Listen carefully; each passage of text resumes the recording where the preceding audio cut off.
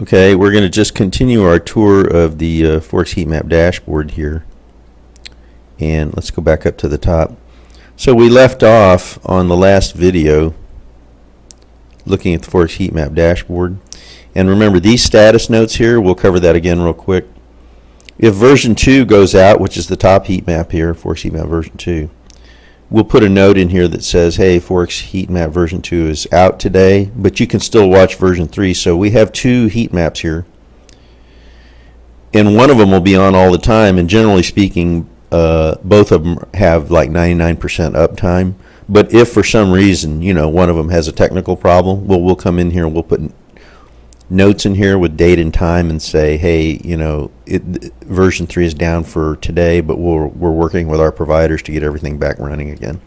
And then you just go back to version 2 and use that as your heat map. Now, these buttons here are pretty important. So you got the version 2.0 is on top, okay? And then version 3.0 is at the bottom. Version 2.0 has 20 pairs. Version 3.0 has more pairs, 27 pairs, but not the Canadian yen. The Canadian yen is missing. And we know that. No need to email us. The thing is even though version 3 has more pairs, you can still trade all 28 pairs with either heat map. And you can see that the British pound is weak on version 2, and then you go down to version 3, and it's also weak, but except we have the arrow system on version 3.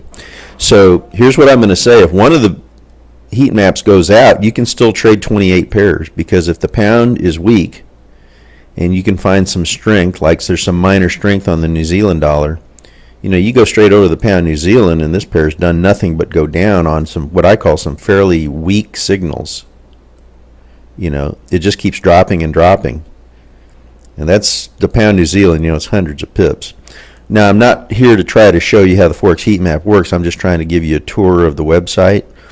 But what I'm saying is that, if one heat map goes out, you can trade 28 pairs with either map. And that's the point.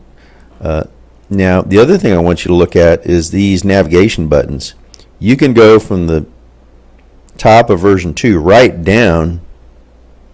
Now I'm looking at version 3 with a click of one button. So if you use these top and bottom, and then I can go back up here to the bottom button on version 3, and boom, and then back up to the top of version 3.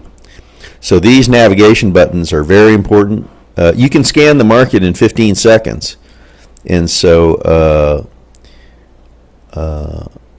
I really feel pretty strongly that scanning the market quickly is a real time saver. And with that being said, that's kind of the end of our tour of the members area. Don't forget about all these functions here. We covered it. So there's 2 videos. This is the second video. And happy to bring you these thoughts and ideas about how to navigate the members area at Forex Early Warning.